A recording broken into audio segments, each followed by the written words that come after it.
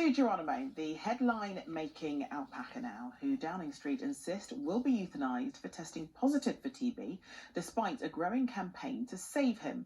More than 100,000 people have signed a petition calling for that decision to be reversed, and a small protest marched through Whitehall today. Rupert Evelyn has the latest.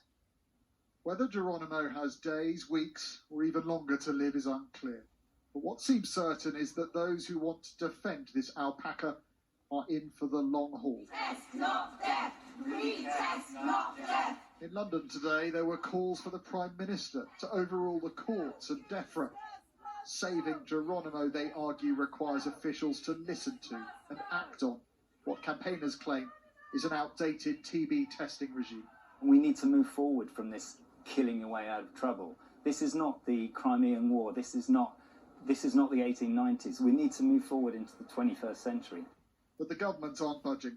The PM spokesman confirming he supports his minister and the alpaca must be put down.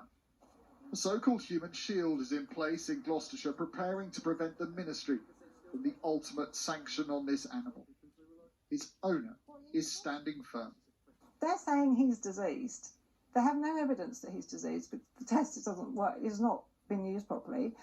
And they're going to use the legislation that they're hiding behind to visibly, in front of world media, kill a healthy animal. I mean, how is that helpful to anybody? They're going to make him a martyr.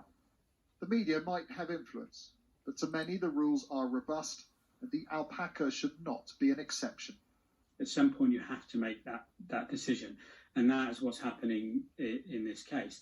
And, you know, sometimes that decision will be wrong, but it comes down to how much do you really want to eradicate a disease. He may have public support, but without political backing, this alpaca is seemingly living on borrowed time.